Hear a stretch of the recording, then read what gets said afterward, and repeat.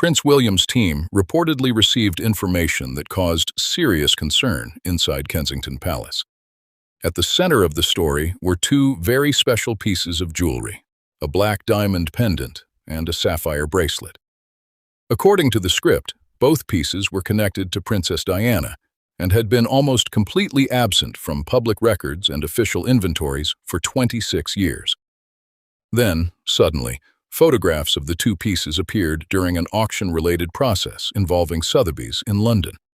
When a Kensington Palace staff member saw the photographs, they reportedly recognized them immediately. These were not ordinary pieces of old jewelry. The records appeared to connect the items to Laura Lopes, Camilla's daughter. And that was the moment the story reportedly became much bigger than a private family matter.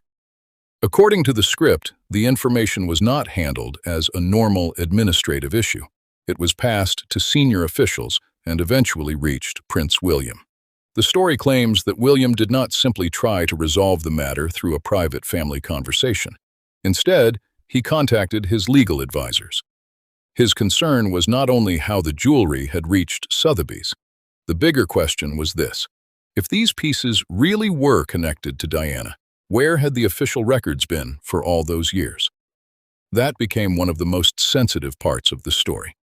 The script claims that the jewelry had remained outside official Crown Estate records for a long period. If so, having the pieces documented under a civilian name at an auction house could make the question of ownership even more complicated. But there was another important part of the story.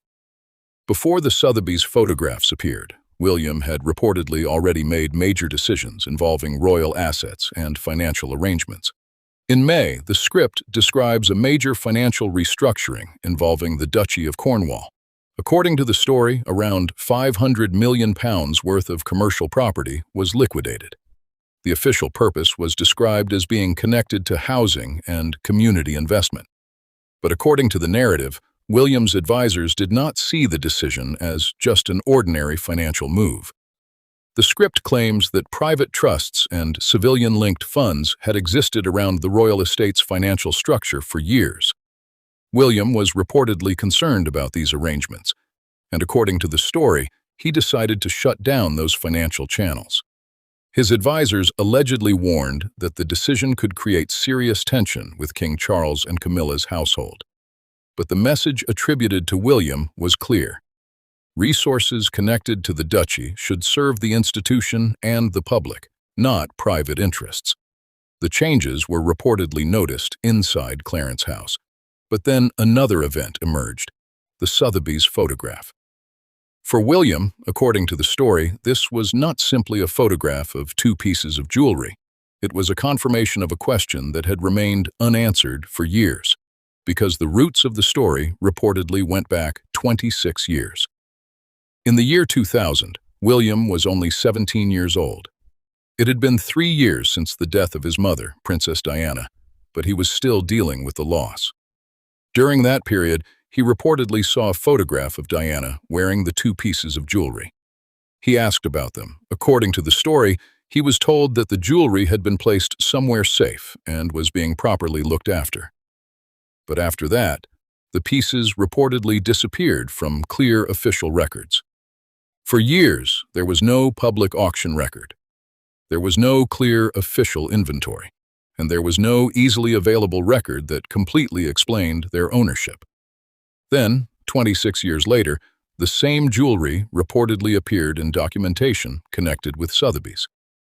And this is where William's role in the story allegedly changed. He was no longer the grieving 17-year-old who could only ask questions. He was now the heir to the British throne. And if the claims in this story were true, he was now in a position to take action.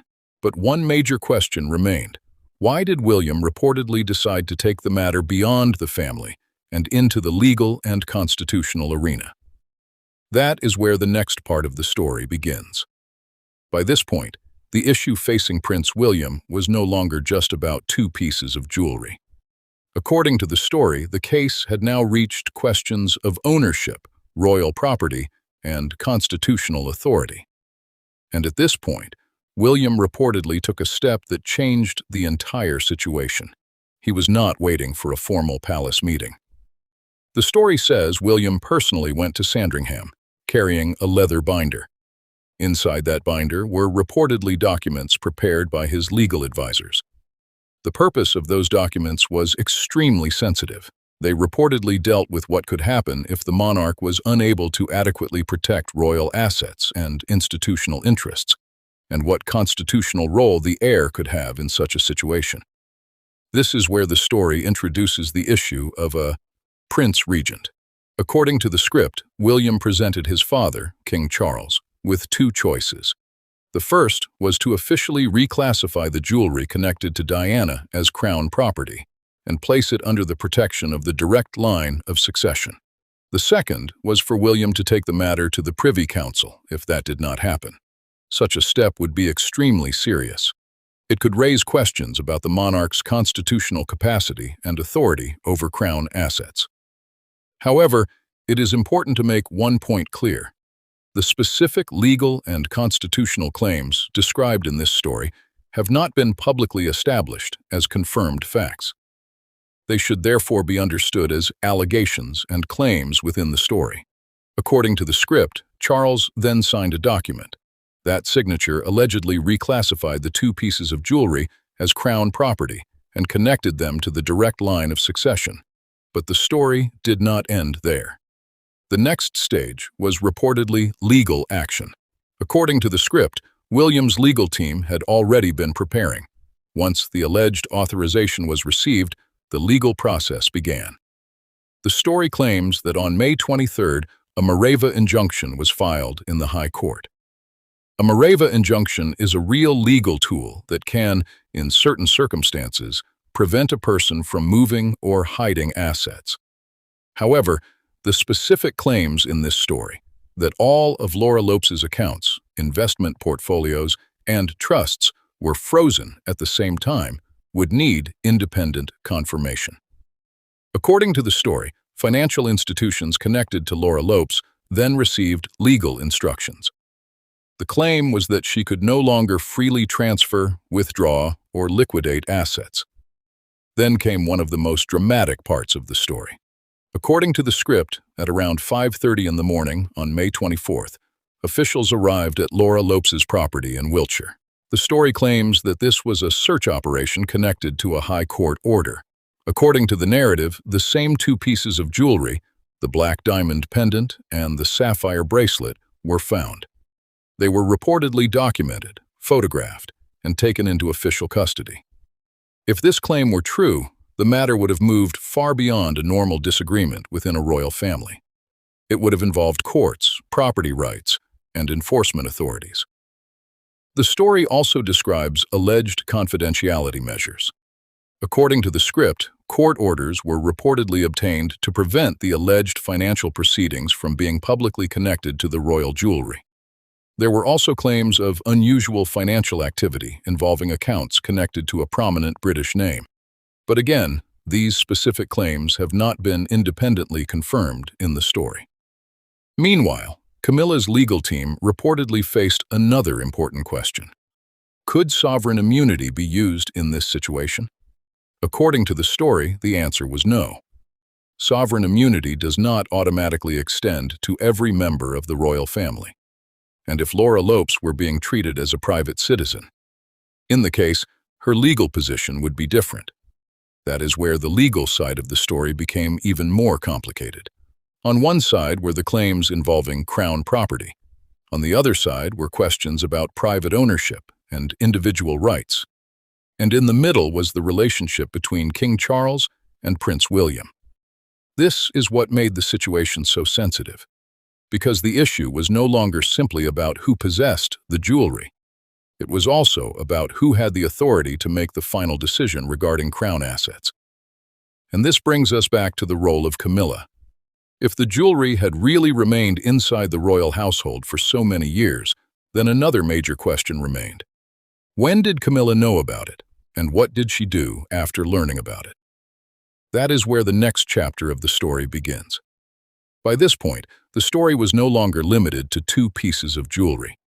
Prince William's alleged legal action had turned the situation into a much larger dispute involving crown property, private ownership, and royal authority.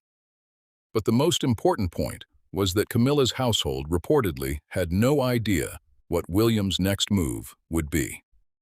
According to the story, by the time they understood how serious the situation had become, the legal process had already moved forward. William's team had reportedly begun examining documents and financial structures connected to the royal estate. This was why the financial restructuring in May became important in the story. According to the script, the restructuring involving around £500 million in commercial property connected to the Duchy of Cornwall was not simply a financial decision. The claim was that it helped shut down certain financial channels involving private trusts and civilian-linked funds that had reportedly existed for years. However, there is an important distinction here. The existence of a trust or private financial arrangement does not, by itself, prove that anything illegal happened.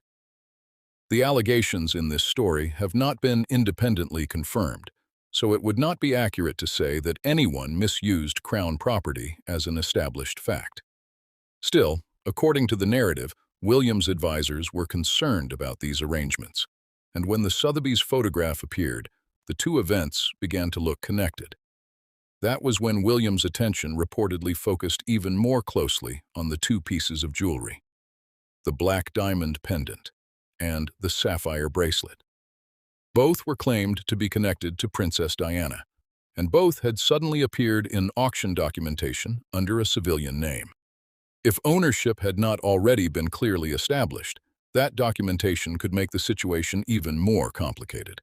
That is why, according to the story, William's legal team began examining every available record: old palace inventories, private correspondence, storage records, and documents that might explain what happened to Diana's jewelry after her death. The story claims that there had been no clear public trail for the pieces for many years, and that created the biggest question of all. If these pieces were so important, where was their official record? At the same time, the alleged financial restrictions made the situation even more serious. The story claims that accounts and assets connected to Laura Lopes were placed under legal restrictions. But again, the specific banking actions and court orders described in the script would require independent confirmation. Even so, according to the narrative, the legal pressure was increasing, and that pressure was reportedly affecting Camilla's household directly. The issue could no longer easily be solved through a private family conversation. On one side was William's legal team, on the other was Camilla's household, and between them stood King Charles. That is what made the situation so sensitive, because the dispute was no longer only about who possessed the jewelry. It was about who had the legal authority over crown assets. And this is where the alleged conversation between William and Charles became so important. According to the story, the meeting at Sandringham was extremely quiet. There was no public argument, no cameras, no official announcement, just a father and his son. But on the table was reportedly the binder that William had brought with him. The story claims that William made his position clear. Either the status of Diana's jewelry would be officially clarified, or the matter would move forward through the constitutional process. If true, that could have implications far beyond the jewelry itself. It could raise questions about the balance of authority between the monarch and the heir when it comes to crown assets. And that was reportedly the situation palace officials wanted to avoid. Because the strength of the British monarchy is not only based on its history, it also depends on institutional continuity. Personal disagreements are often handled privately, away from public attention. But according to this story, the possibility of a private solution was disappearing. Then came the decision that allegedly changed everything. King Charles reportedly signed the document. The jewelry was allegedly reclassified as crown property, and after that, William's legal team reportedly moved to its next step. Now, Camilla's household was facing a much bigger question. Could it challenge the legal process? If the matter reached court, old records, financial arrangements, and questions about royal property could all come under public scrutiny. And that was reportedly the situation the palace wanted to avoid most. But according to the story, it was already too late. William had not simply prepared to recover 2 pieces of jewelry. He had allegedly prepared a legal strategy that could affect Camilla's entire household. And the next step was about to make the dispute even bigger. By this point, the story had reached a highly sensitive stage. What began with 2 pieces of jewelry had reportedly expanded into questions about crown property, financial arrangements, and constitutional authority. But the biggest question remained. What was the true status of these pieces, and how could they have remained outside official records for so many years? According to the story, Prince William's legal team began examining old documents and palace records to answer that question. They reportedly reviewed everything connected to the black diamond pendant and the sapphire bracelet, their provenance, their history, and the records showing who had possession of them over the years. The story claims that both pieces were connected to Princess Diana, which was reportedly one of the main reasons William took the matter so seriously. But there is an important point that must be made clear. The events described in this story, including the alleged Sotheby's records, Laura Lopes's connection to the jewelry, the reported court orders, financial restrictions, and the alleged conversation at Sandringham, would all require independent confirmation. So these events should be understood as claims within the story, not confirmed facts. Still, if we follow the narrative presented here, William's goal was not simply to recover the jewelry. He reportedly wanted to make sure that important assets connected to the crown could not remain in an unclear ownership position in the future. That is why the story focuses on the idea of classifying the jewelry as crown property and connecting it directly to the line of succession. This brings us to one of the most important institutional issues in the story. There is a difference between personal property and crown property. The fact that a member of the royal family possesses an item does not automatically mean that the item belongs to the crown. Likewise, simply having a historical connection to the royal family does not automatically establish legal ownership. Ownership depends on documentation, provenance, and the legal rules that apply to the property. That is why, in a dispute like this, the documents would be extremely important. According to the story, William's team understood this. Their focus was reportedly not on emotions, but on documentation. Who was the item registered to? Who had possession of it? Where had it been stored? And what did the official records actually say? The answers to those questions could determine the direction of any legal dispute. Meanwhile, Camilla's household was reportedly facing a difficult situation. If it challenged the matter through legal channels, the story could become even more public. If the case reached court, old records and financial arrangements could come under greater scrutiny. But if the matter were resolved privately, it could appear to confirm that a serious institutional disagreement had existed behind closed doors. This was reportedly the situation that increased tension inside the palace. But for William, the story also had a deeply personal side. According to the narrative, when he was 17, he had asked about the jewelry connected to his mother, Princess Diana. He was reportedly told that the pieces were safe. 26 years later, those same pieces allegedly appeared again. For William, then, the issue was not simply about property. It was also about an old question that had remained unanswered for years.